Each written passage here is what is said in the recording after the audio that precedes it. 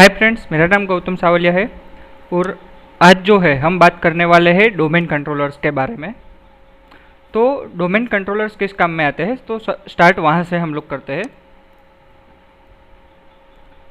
For example ये मेरा office है और मेरे ऑफिस के अंदर फॉर एग्जांपल 500 से ज़्यादा कंप्यूटर है।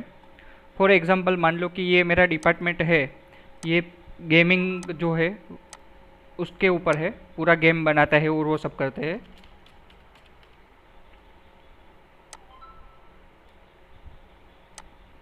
ये वाला, उसके अलावा ये वाला डिपार्टमेंट जो है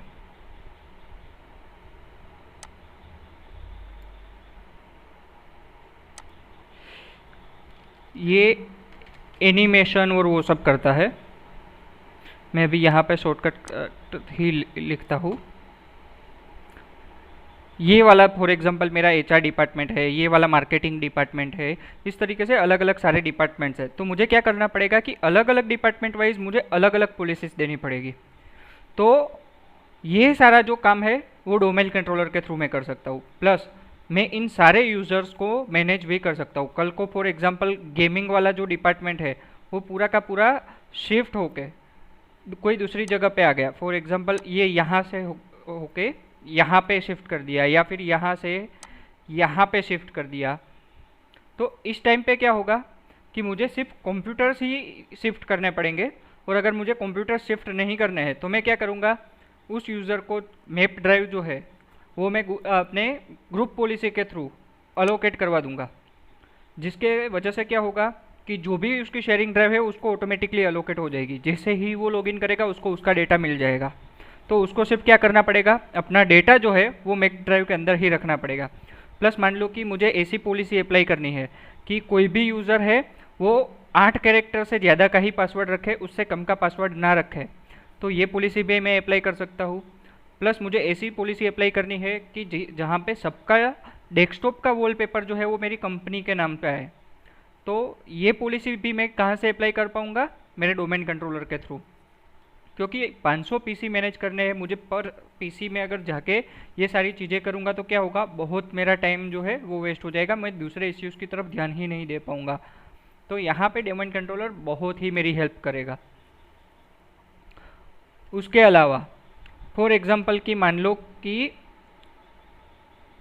यहाँ पर एक ऐसा डिपार्टमेंट है जो नया बन रहा है, ये वाला डिपार्टमेंट, या फिर मैं इसे कॉपी पेस्ट कर लेता हूँ।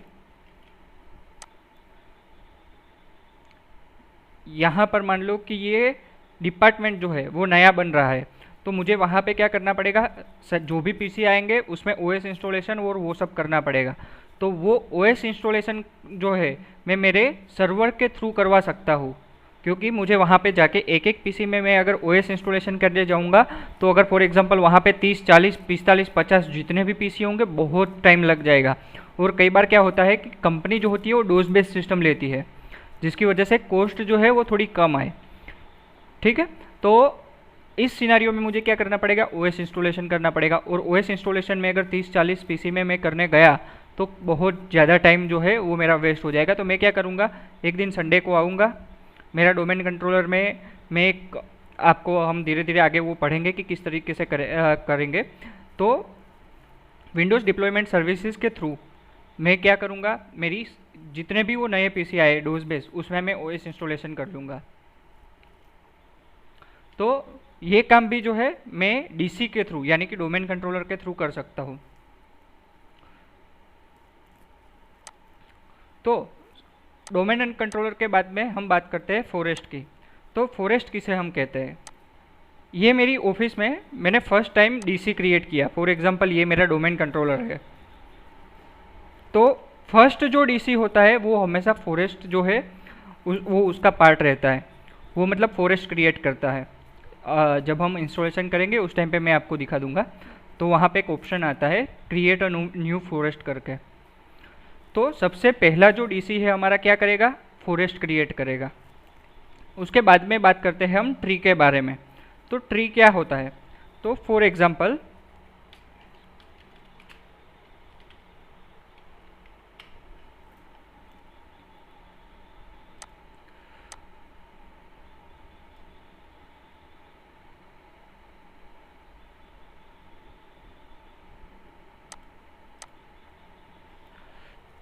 ras.local, ये मेरे डोमेन का नाम है। फॉर एग्जांपल इसका मतलब होता है रोबोट एनिमेशन सर्विसेज। तो रोबोट एनिमेशन सर्विसेज जो है वो ये फेक कंपनी है, मैंने ही क्रिएट की है। फेक कंपनी मतलब ये हमारे एनवायरनमेंट सीखने के लिए जो है वो क्रिएट किया गया नाम है। तो rs.local जो है वो फॉर एग्जांपल हमारा कंपनी का सर्वर है जिसे हम लोग मैनेज करेंगे। अभी इसकी जो ब्रांच है वो कहाँ कहाँ पर है? फॉर एग्जांपल एक ब्रांच जो है वो इंडिया के अंदर है, दूसरी ब्रांच जो है वो रशिया के अंदर है, उसकी एक और ब्रांच है वो यूएस के अंदर है, एक ब्रांच जो है वो कनाडा के अंदर है, एक ब्रांच जो है वो चाइना के अंदर में है। तो यहाँ पे क्या होगा? फॉर एग्जांपल यहाँ पे मैं CH करता हूँ, यहाँ पे मैं इंडिया को .in करता हूँ अभी के लिए सिर्फ, यहाँ को रशिया में के लिए मैं RS करता हूँ, US के लिए मैं US करता हूँ, यहाँ पे कनाडा है तो CA करता हूँ। तो ये क्या हुआ? मुझे यहाँ पे अलग अलग जगह पे अगर मैं डोमेन क्रिएट करने जाऊँगा तो मैं अलग अलग डोमेन तो क्रिएट कर पाऊँगा, पर यहाँ पे मेरे अलग अलग फॉरेस्ट भी क्रिएट होंगे।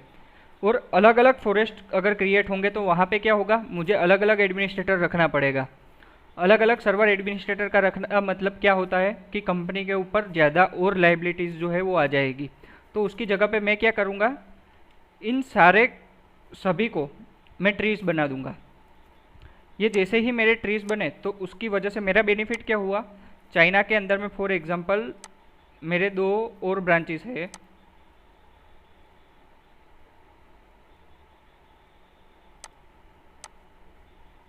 ठीक है। इंडिया के अंदर फॉर एग्जांपल मेरे 2 ब्रांचेस है, रशिया के अंदर मेरा एक ही ब्रांच है, यूएसए के अंदर फॉर एग्जांपल मेरे एक ब्रांच है, एक ब्रांच कनाडा के अंदर में है। तो यहाँ पे मैं क्या करूँगा? ये ट्री का मैं यहाँ पे चाइल्ड डोमेन बना दूंगा। फॉर एग्जांपल ये मेरी मुंबई के अंदर है तो यहाँ पे मैं मुंबई दे देता हूँ। ये फॉर एग्जांपल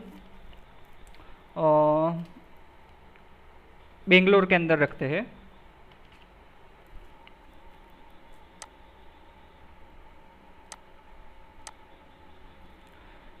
तो यहाँ पे मुझे क्या करना पड़ेगा? चाइल्ड डोमेन बनाना पड़ेगा जो इस ट्री के अंदर में आएगा। ये पेरेंट डोमेन बन जाएगा, ये सारे चाइल्ड डोमेन बन जाएंगे। और इसका मुझे फायदा क्या होगा कि फॉर एग्जांपल मेरा ras.local जो मेरा मेन डीसी है वहाँ से अगर फॉर एग्जांपल मुझे पॉलिसी कोई भी अप्लाई करनी है और किसी भी ट्री के ऊपर करनी है पर्टिकुलर तो मैं कर सकता हूँ, सारे ट्री के ऊपर करनी है तो मैं सारे ट्री के ऊपर भी कर सकता हूँ, सारे के सारे पूरे का पूरा एनवायरनमेंट के ऊपर मुझे करना है जिसमें मेरा चाइल्ड डोमेन भी आ गया, मेरे खुद का डोमेन कंट्रोलर भी आ गया। तो सारा का सारा एनवायरनमेंट के ऊपर भी मैं ये पॉलिसी अप्लाई कर सकता हूँ। तो वो कहाँ से होगा? मेरे मेन डीसी से, यहाँ से। इसके लिए हम कई बार इसको पीडीसी भी कहते हैं। पीडीसी का मतलब होता है प्राइमरी डोमेन कंट्रोलर।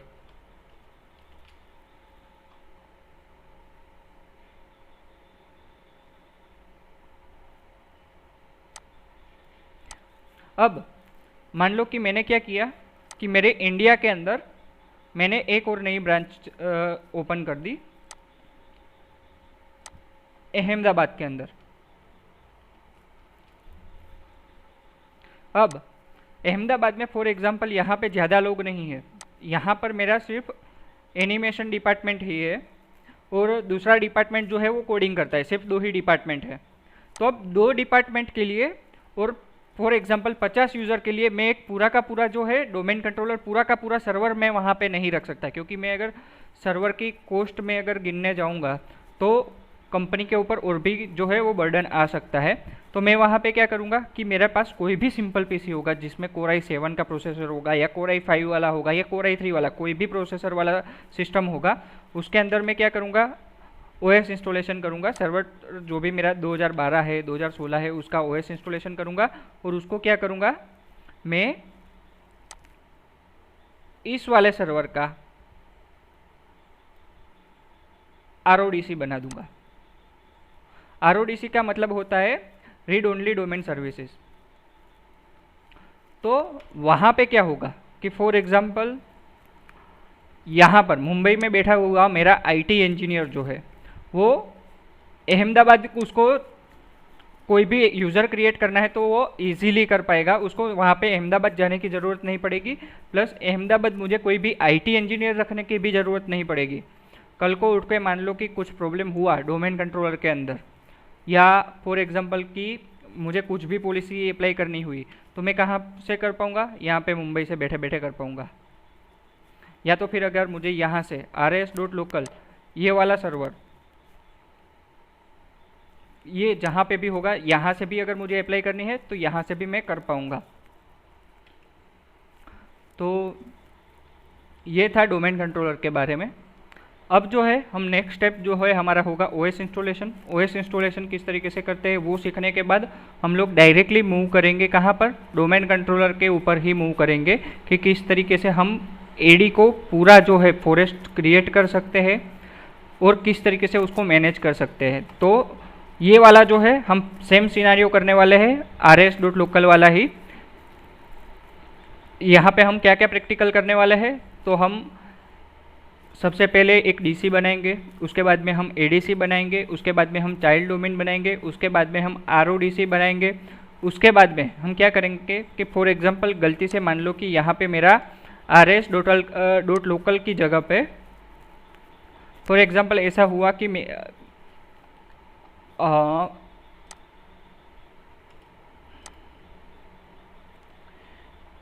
ras.local ये जो है ये कंपनी फॉर एग्जांपल सेल हो गई और इसको खरीद लिया किसने, अभी यहाँ पे